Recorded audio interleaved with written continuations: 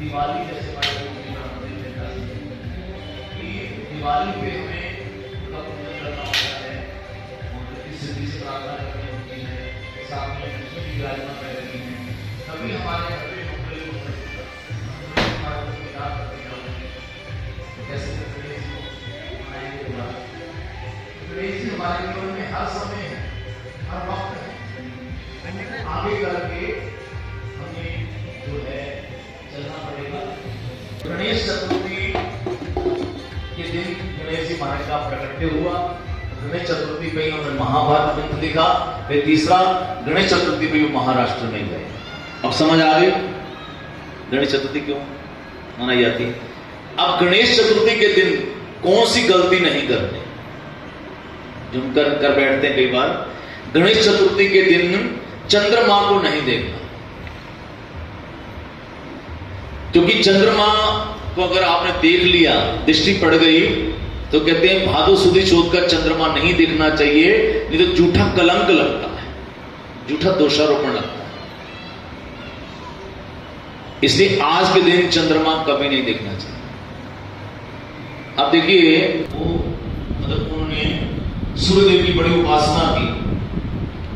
जब उपासना की तो सूर्यदेव उनकी उपासना से साधना से प्रसन्न हुए और सूर्यदेव ने प्रसन्न होकर के उनको एक मणि प्रदान की। उस मणि का नाम है समंतर मणि। उस मणि की खासियत क्या थी, वो मणि रोज अपने में से अब वो मणि उन्होंने गले में धारण की तो सीधा दरबार में चले गए। कौन से दरबार में? मणि से इतना प्रकाश निकल रहा है कि दरबार में जब पहुंचे तो कोई भी अपने अब ये सूर्यदेव नहीं है, ये सत्राजित है, इनको सूर्यदेव। आपने जो मणि अपने गले में धारण कर रखी है, ये मणि जिनके मुकुट में इतनी मणियां रहती हैं उनको मणि की क्या जरूरत।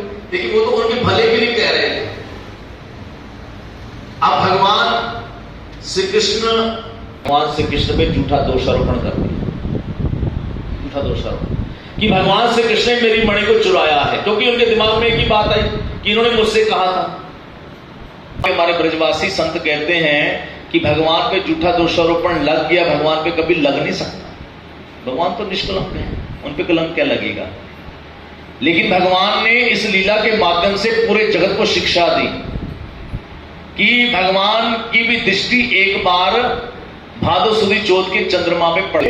अगर कहीं आपने देख लिया तो आपके ऊपर झूठा दोषारोपण, झूठा कलंक लग जाएगा कहीं ना। क्यों? क्योंकि जब गणेश जी महाराज, उनकी सवारी कौन सी है? मूषक की सवारी।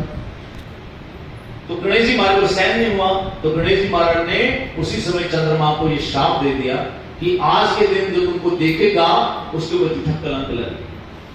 वहम है, हम नहीं मानते। ना मानते तो करके देख लो, आज देख के देख लेना, पता चल जाएगा आपको। आज के दिन ना संकट चतुर्थी आती है, उसमें देख सकते हैं कलंकित हो चुका है ना, तो उसको शाप मिल चुका है ना गणेश जी महाराज। अगर मैं ऐसे किसके सामने होता है, कभी हम जा रहे हैं सामने सच्चे करना खड़ा आगे विष्णु से अपने सुदर्शन चक्र के द्वारा उसके मस्तक को भगवान ने काट दिया। तो दो हिस्से हो गए थे, राहु और केतु। तो जब सूर्यदेव के सामने आते हैं तो सूर्य ग्रहण, चंद्रमा के सामने तो चंद्र ग्रहण लगता है। अभी 7 तारीख को चंद्र ग्रहण है तो के ऊपर जोर पड़ जाएगा। तो चंद्र ग्रहण लगेगा तो संसार में अभी बहुत कुछ होना है, बहुत विपदाएं आनी है। इसलिए कहते भगवान की शरण में जो रहेंगे, भगवान का जो नाम लेते रहेंगे वही बचे। भगवान का नाम लेते रहो। अगर उनमें से कोई काम कर लेता है तो आने वाले बच्चे पे ऐसा दाग पड़ता है, या तो रूला लंगड़ा हो जाता है, या शरीर में कोई दाग पड़ जाता है, या वो सुन नहीं पाता है। ये क्यों हो जाता है? मतलब इन चीजों का प्रभाव है हमारे जीवन पर, हमारे जीवन पर प्रभाव पड़ता है। हम वहम कह के छोड़ देते हैं तो बाद में जब नतीजा भुगतना पड़ता है तो कितना मुश्किल होता है। अब कई घरों में हम जाते हैं, उनके कई बार बच्चे इतनी बुरी हालत में हैं, वो चल नहीं पा रहे, शुरू से उनकी दवाइयां कितनी कर, कैसी कहते ग्रहण के अंदर काम कर लिया था, चाकू चला लिया थी, ऐसा काम कर लिया थी, फिर वो ठीक ही नहीं सारी जिंदगी हो पाते। तो उन बच्चों को देख के भी दुख होता है माँ बाप को, और